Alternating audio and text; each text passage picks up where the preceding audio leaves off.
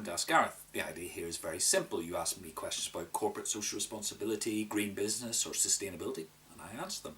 The clue's in the name. And the question this time comes from Karen, who works for a large public sector organisation. And Karen writes, Dear Gareth, I hear that many organisations engage their employees in sustainability by talking about their home lives.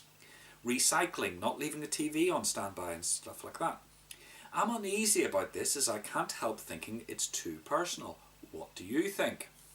Well, Karen, I've come across this as well. The thinking seems to be that if you get people interested in sustainability at home, they'll bring the sustainability interest back to work with them. And I've always refused to play this game. And I've got 3 reasons. The first of all is you're quite right. It is too intrusive. Private lives are private lives. And you should leave them like that.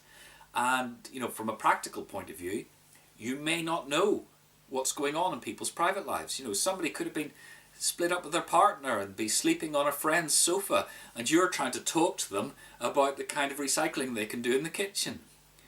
Or you may find out that actually your employers are greener at home than you are, allowing them to be at work. And you might stir up some resentment that way. So private lives, private lives. And the second point is that people act differently at work than they do at home. It was a very interesting piece of research done in this recently, where they gave a group of bankers and a group of other people a task to do, a game to play, and there was an opportunity for cheating. And they found that normally, all things being equal, the bankers were just as honest or dishonest as average, as the other people, as the control group. But they then asked the bankers to think about their day job, think about the process of banking, etc., etc. They played the game again, and the bankers started cheating. And they were starting to look at the, all this fiddling, the internal interest rates and all that sort of thing that went on during the banking scandal. And that's the explanation. It's the culture there.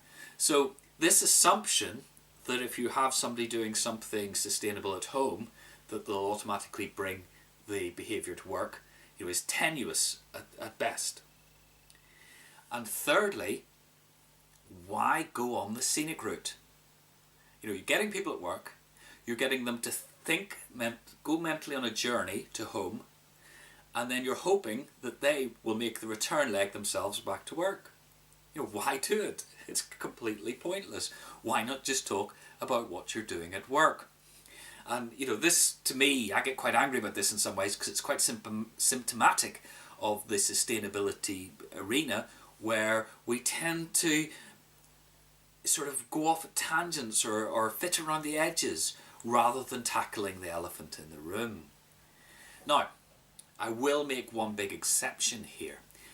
Some of my clients and other organisations I've worked with do a great job on helping their employees be more sustainable at home.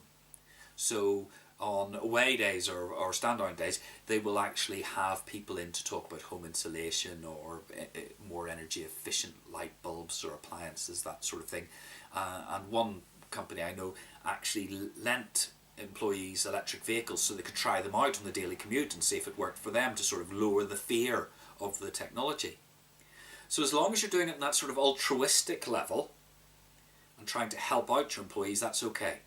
But the idea that this is a good way of getting them to change their behaviour at work is nonsense.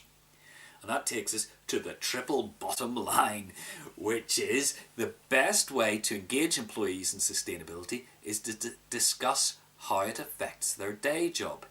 Anything else is a distraction. Okay, Karen, I hope that answers your question. Everybody else, if you've got some comments, have you tried this and got it to work? Or do you think it's a terrible idea? Whatever your opinion is, then please put it in the comments below the video. If you find the video of use, then please share it amongst your networks, or social media, whatever that may be. And don't forget to subscribe to the Low Carbon Agenda. Go to www.terrainfirma.co.uk and sign up. That's my monthly email bulletin, which has got every future episode of Ask Gareth and a whole lot of other stuff too. And remember, whether you're making tiny incremental improvements in the environmental performance of your organisation or facilitating massive step change, it all counts. You're making the world a better place and you should be proud of that. Till next time, goodbye.